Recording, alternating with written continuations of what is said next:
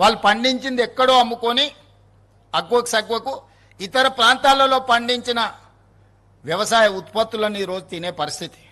నూతనంగా పెళ్ళైన కొడుకు కోడళ్ళ నా ప్రాంతంలో ఉంటే పుట్టబోయే పిల్లలు ఈ కాలుష్యంతో కూడుకున్న నీళ్లను తాగి కాలుష్యంతో కూడుకున్న పంటలను తినడం ద్వారా పిల్లలకి ఎక్కడ లేని జబ్బులు వస్తున్నాయని నూతనంగా పెళ్ళిళ్ళైతే ఆ గ్రామాల నుంచి పట్టణానికో ఇతర ప్రాంతాలకో యువ దంపతులను తరలి వెళ్లే విధంగా తల్లిదండ్రులు ప్రోత్సహిస్తున్నారు.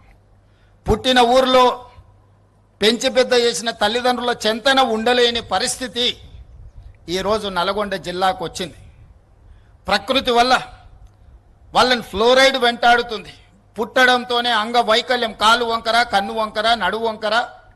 కన్న తల్లిదండ్రులు వ్యవసాయ కూలీలకు వెళ్ళాలంటే ఇలాంటి అవిటి పిల్లల్ని ఇంట్లో మంచానికి కట్టేసి బయటికి వెళ్తే ఎక్కడికి వెళ్తారో, మానసిక వైకల్యంతో ఇంటికి వస్తారో రారో అని ఇంట్లో పెట్టి తలుపు పెట్టి తాళం వేసుకొని వ్యవసాయానికి వెళ్ళే పరిస్థితులు నల్గొండ జిల్లాలో ఫ్లోరైడ్ వల్ల వచ్చినాయి. అది ప్రకృతి వైపరీత్యం. దాన్ని సరిదిద్దడానికి ప్రభుత్వాలు చేస్తున్నాయి. కానీ ఈనాడు మూసీ నది పరివాహక ప్రాంతం వెదజల్లుతున్న కాలుష్యం ఇది మానవ తప్పిదం. ఇది ప్రకృతి వైపరీత్యం కాదు, మానవ తప్పిదం. మానవ తప్పిదాన్ని సరిదిద్దడానికి మనం ప్రయత్నం చేయకపోతే చరిత్ర మనల్ని క్షమించదు.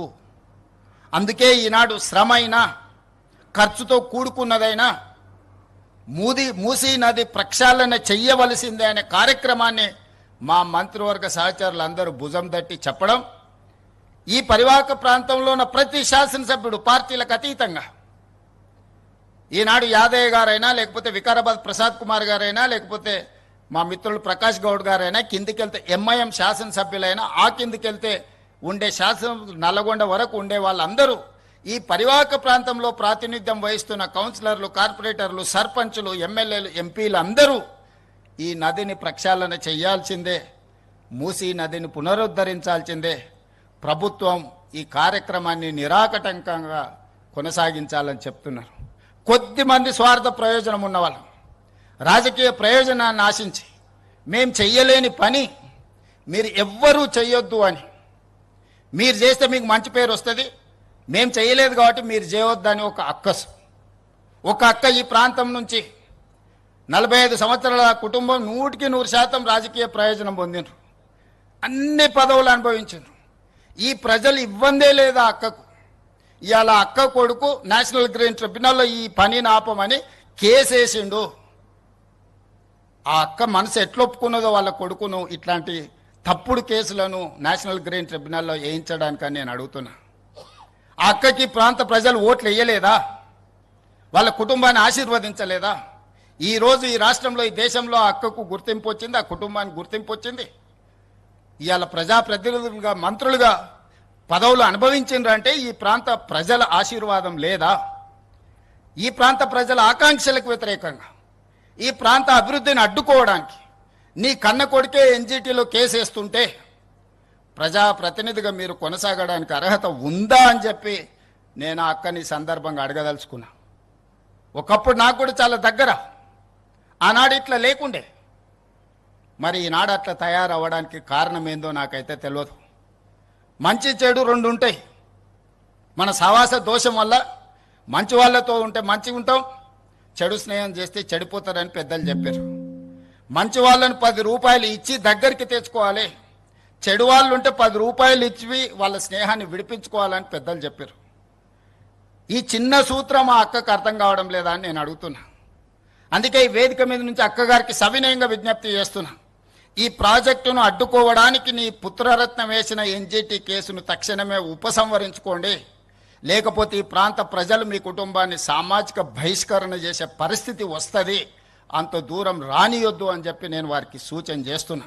వారి వెనకాల ముసుగు దొడుక్కొని దాక్కున్న వాళ్ళకు కూడా నేను చెప్తున్నా, మీ వల్ల కాని పనులు చాలా మేము చేస్తున్నాం. మీరు ఇట్లనే ఉంటే ఆ హోదా కూడా మిగలదు.